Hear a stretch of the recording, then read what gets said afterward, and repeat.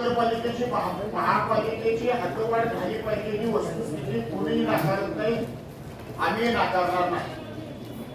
पण या शहराच्या राजकारणामध्ये अनेक वेळेला फसवाफसवीचे प्रयोग झाले आणि त्याच्यामध्ये कोण कोण साधेला याची एकदा जाहीर भूमिका आम्हाला आता मांडावी लागेल. सत्ता असताना त्या प्रश्नाकडे दुर्लक्ष करायचं आणि सत्ता नसताना त्या प्रश्नाची उचल खायची ही भूमिका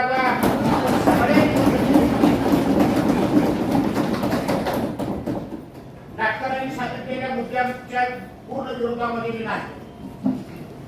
कारण ग्रामीण भागामध्ये अशी अनेक गाव आहेत की त्या गावांना सगळ्या सुविधा आपण देतो. फक्त त्या गावाच्या 10-15 पुढाऱ्यांच्यासाठी स्थानिक नेतृत्व बऱ्याच वेळेला त्यांना बळी पडतं आणि त्या हद्दवाढीच्या प्रकरणामध्ये आपल्याला माघार घ्यावी लागते. आणि म्हणून लाटकर साहेबांना माझी विनंती आहे की या स्थगन प्रस्तावाला पक्षभेद विसरून भारतीय जनता पक्ष, शिवसेना आणि राष्ट्रवादी काँग्रेसचा पाठिंबा देईल. पण त्याचे काही प्राधिकरणाचं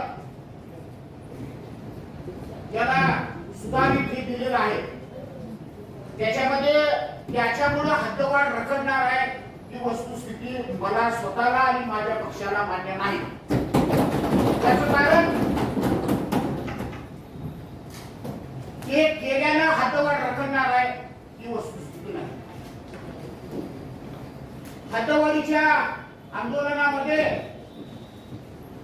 सरकार कुणाची जरी असलं तरी पक्षभेद विसरून आम्ही त्या आंदोलनामध्ये पुढे जायला तयार आहे. आम्ही तुमच्या नेतृत्वाखाली आंदोलनामध्ये पण असं झालंय म्हणून असं होणार आहे आता तर्कसंगत लावणं हे अत्यंत चुकीचं आहे. ते झाल्यानं फंड्स येणार आहेत. प्राधिकरणाला विशेष दर्जा प्राप्त नव्हता, विशेष दर्जा झाल्यानं आपल्याला त्या प्राधिकरणाला फंड्स येणार आहेत. त्यामुळे त्या प्राधिकरणाला या क्षणाला काही अर्थ नाही, 1 रुपयाचा निधी नाही. त्यातून गोळा झालेल्या टॅक्सवर तिथला पगार भागला जातो. तुम्ही कधी मीटिंगला गेलाय का नाही माहित नाही. प्राधिकरणाच्या पदसिद्ध तुम्ही सदस्य आहे आणि आयुक्त सुद्धा पदसिद्ध सदस्य आहे.